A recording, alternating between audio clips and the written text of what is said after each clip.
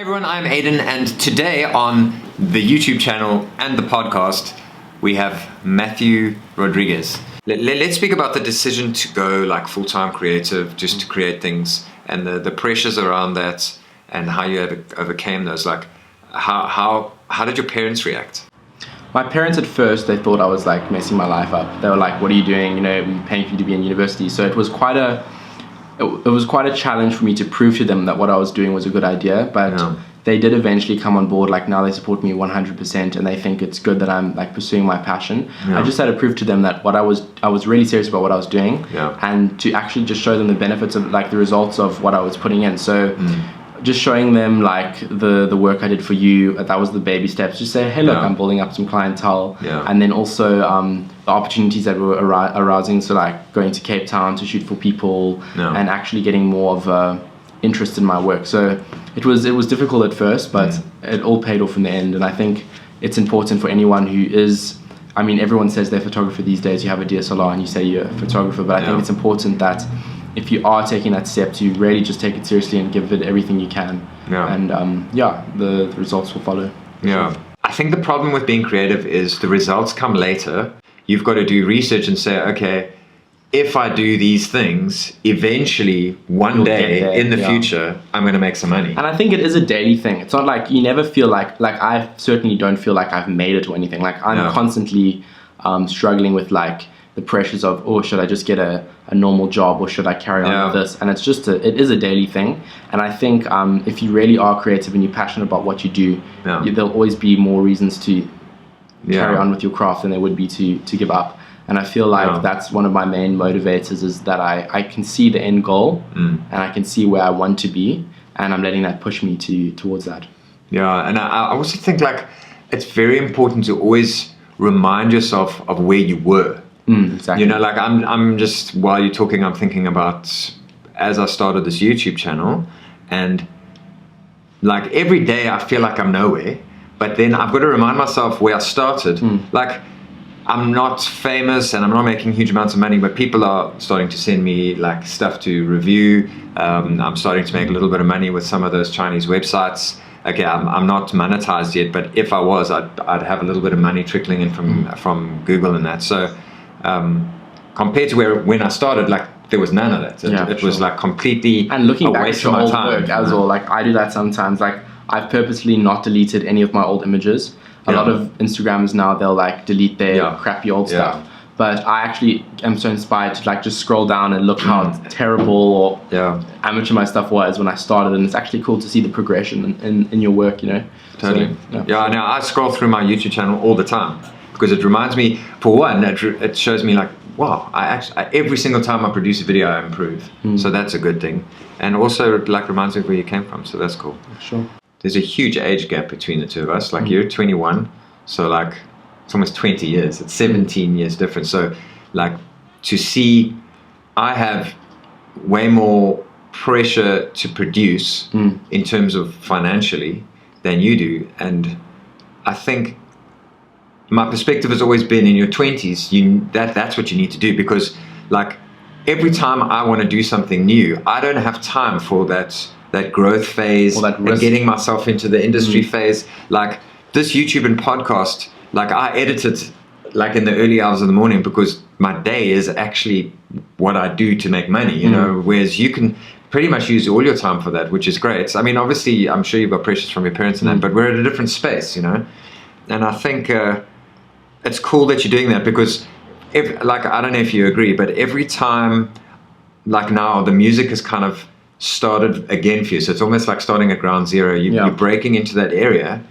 The money's not going to be there for the next, I don't know how long. Like maybe you get lucky and it's a year, maybe you don't and it's 5 years, you know. You don't know, but like you've got to now crack that nut, whereas the photography's already, you're almost established. And I think if you didn't have the music, you could just settle. You could maybe move to Cape Town, set up shop, and you would start to succeed quite nicely. So it kind of throws a spanner in the works for you, because now you've got this new baby that you're going to develop, but you've got the luxury of time, you know, whereas I don't. Like like whenever I want to start something new, I'm like, okay, well, I just won't sleep for the next few months. You know, It's hectic. Yeah, I don't know if it has thrown a spanner in the works though. I feel like it's almost opened more doors for me. Like, is it? I feel like my photography kind of hit a wall, especially in George. Yeah. Like, besides you, I have like 1 or 2 regular people who actually get me to come back. Like, it's Liefdevin, Yeah. and then this coffee shop in Plet, Yeah. which is so far. Yeah. But like, those are the only 2 people who actually regularly are asking me to come back and do work for them. Yeah. Everyone here is very on the down low still on like creative content, even photo shoots. So it's almost like, I don't know, I found it kind of not mundane, but it's like I've hit this wall now where I'm like, I don't know how to expand it, and it's almost like getting the music connections means I'm in Cape Town a lot more, where there's a lot more work, so I can almost network with people there, and it's almost like I'm doing a shoot this week for Woodstock Waffles. I'm doing like a full brand campaign for them, which is like a really cool opportunity, and this guy's like super chilled, and I'm like, man, I wish people like this lived here, you know. Yeah. And it's like, so I feel like it does work together. If it really was throwing a spanner in the works, I'd have to stop. It wouldn't be working. Yeah. So it's a bit of a struggle, but it's not like unmanageable right now. I feel like it's still working out pretty well. Gary Vee talks about this a lot, is self-awareness, and it's so difficult for a creative person to be self-aware, but at some point you've got to say, like, if I was your dad, like, I would look at you and go, okay, he wants to do music, but actually Mathew is good enough, and he's a good enough songwriter that opportunities are going to come his way, whether he's going to get in the industry and write songs for movies or whatever it is. So you know what I mean? Like, at some point you've got to say, I'm actually good at this.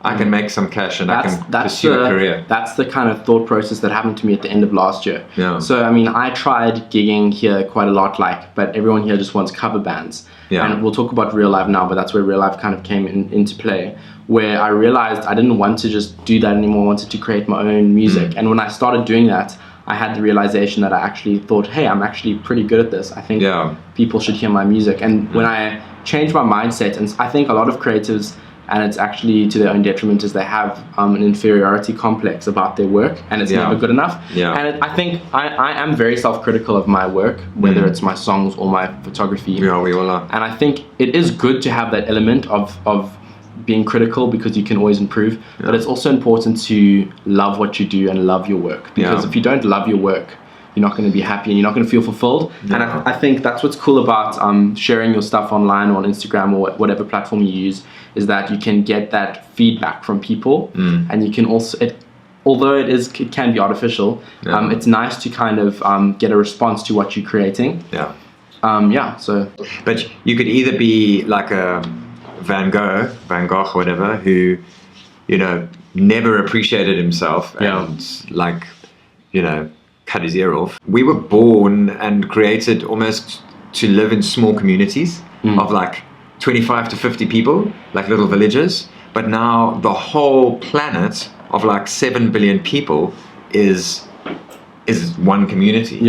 And it's cool, but it also can be very unhealthy, because in that small like group of 50 people, everybody has one thing that they're best at, whether it's chopping a tree down. So now you're in this world of like carving little things, but where only the best rise to the top, and it's like there's so many people. That is true, and I feel like, especially as a creative, like you said, there are so many people who are creatives, and I feel like with photography, it's such a saturated market. Music, it's such a saturated market. It's so difficult to stand out, and I feel like, I think you've mentioned this once, it's like, it doesn't matter whether or not you are the best, but if you keep trying and trying and trying and pushing with something, you'll end up somewhere, because a lot of people don't have that endurance. A lot of people just give up, and I think that's one of the things that does separate people, and like, especially at the moment, like, if you give up on what you're doing, like, I think it's so easy for me to just give up and get a job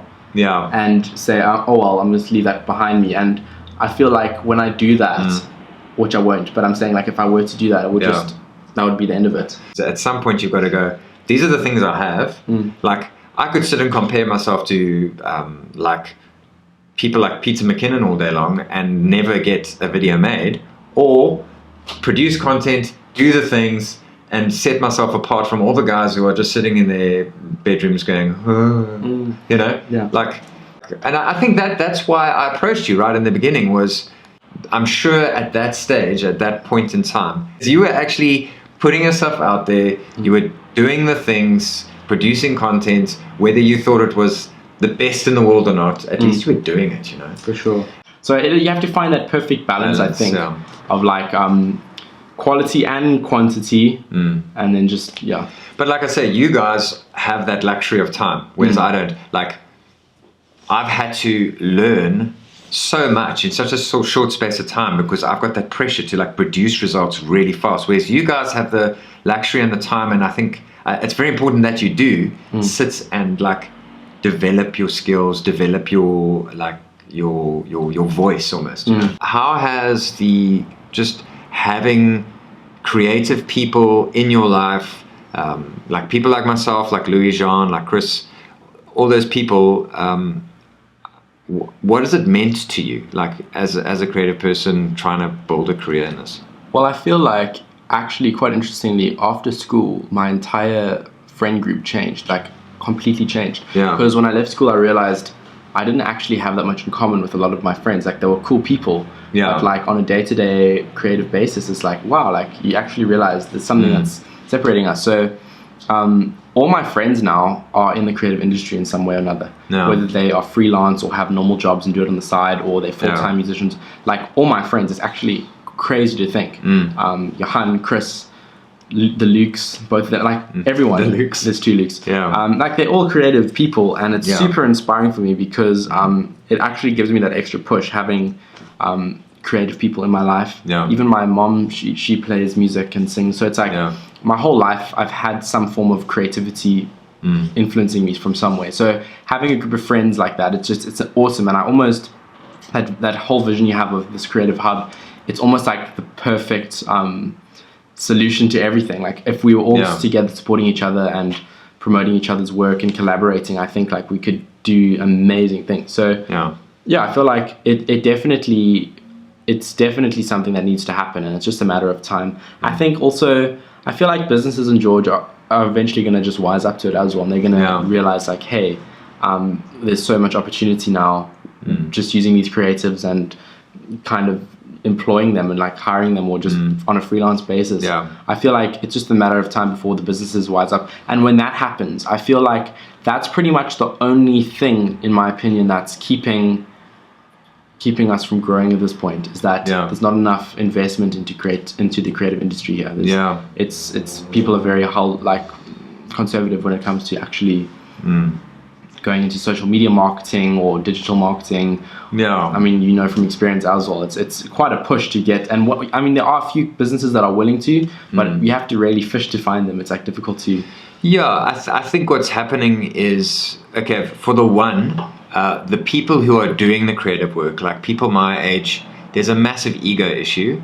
So, I mean, for instance, there's a few people in town that I can't associate with because they're just so aggressive in their approach, which just doesn't work in this business. You know, like, we need to leave our ego at the door, because otherwise, you know, we like, creative work is a collaborative thing. Like, it is completely. You can't. So anyway, so the people creating, especially at my age, there's an issue. But I think what's happening is society in South Africa, like we pretty much 2 or 3 years behind like the rest of like the sort of like Europe and America. We're catching up in terms of seeing the power of firstly using social media, and secondly creating amazing content. So I think businesses and stuff are starting, like you say, starting to become wise to that. And I think like what you and I have done has played a role in that. Like, like a lot of people compliment me, or people that know that I'm responsible for like Ciabattini and Lawrence and all that kind of thing. They compliment me, and then I'm like, well, you know, Mathew, he does a lot of the photography for me, and you know, we do it in-house as well. And like, then it kind of opens their eyes to the fact that there's work that goes into that, and then that opens their eyes to the fact that they need to pay for it. You know, and so that kind of thing has been slow. But when I started, aware, basically, yeah. But when I started, people didn't understand that they had to pay for a video. Like they thought it was so easy. You just do it and you edit it on your phone and it's done.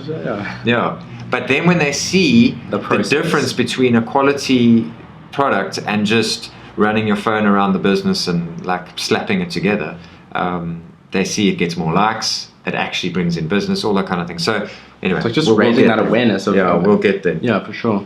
And I think for me, having a creative hub, having guys around me that are passionate about creativity, like seeing Lene start to like grow in this area, I think it means a lot to me because it's something that I'm very, very passionate about. I've always had this passion for taking what I do and developing the people around me, whether I do it like directly or they just get inspired. Cool. So thanks for interviewing me. Oh, you're welcome. This has been the Aidan Walls Show. Join us next week. Cool. Is there anything else you want to add? I don't know. I think we can just close off and just say, like, if you are creative and you wanting to be a part of this community we're talking about, and you're in the Garden Route area, definitely just DM us. Yeah. Send us a private message, whatever, on whatever social media platform you prefer. And we've been chatting about the space we have here, that Aidan has, and he's wanting to develop this into an actual concept. Yeah. And I think the best way to conceptualize this will be with other people. So yeah, if you would be keen to get involved. And yeah, totally. Like, if you're listening to my voice, wherever you are, like, just message me. You know, I've got a space in my house where I want to start developing creative guys, giving them a chance to, obviously at some point I'm going to have to charge for the space or whatever, but I'm really just passionate about getting guys in there to be creative, like, and just collaborate. I really believe in the collaborative, like the power of collaboration. So yeah, and if you don't have a massive ego and have like your head's small enough to get through my front door, then come say how's it. Hey everyone, thanks so much. If you did watch this and didn't listen to the podcast, thanks so much for spending time on this long video. I appreciate it. Please follow Mathew on his Instagram and his things. I'm using the YouTube. Please follow him on Instagram, on his social medias. I'll put the links down below. Please subscribe to my channel. Please like this video, and I'll see you in the next one.